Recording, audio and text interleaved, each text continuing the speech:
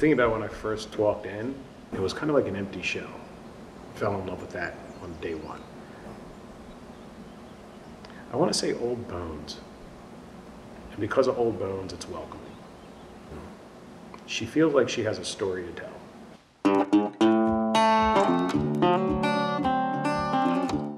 There's a lot of water damage. The roof was leaking.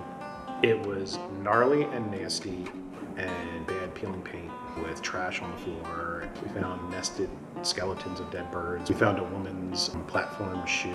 I said, what do you mean this place isn't unleasable? We'll take it. Just at this. That doesn't feel sketchy, does it? I spent a lot of time walking the building. You get little tidbits of history of what went on here just by wandering around. And we're still finding stuff, because it depends on where you go in this building, dictates what you find.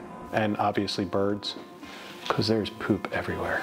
Coming into a space that's needs that love and needs to be restored, and put my spin on it, and it's been a blast.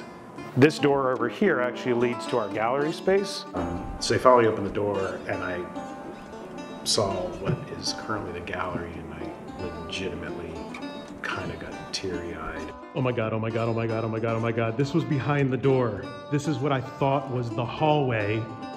But it had to be cleaned up first. We've cleaned out the gallery space, we've painted it, we've redone the floor, we did a resin floor for it, we created a little bit of art.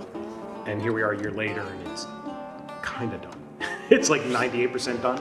Always been a tinkerer, always been a DIYer. When I set out to put a shop outside my house, I wanted to create a destination space for myself and my friends to hang out and build stuff. And then came into the space and said, this can be more than just friends coming to hang out. We can create a space where we have other creatives. Getting that infrastructure started so that we can have people in here making art, that's a huge focus. We're looking to plant roots.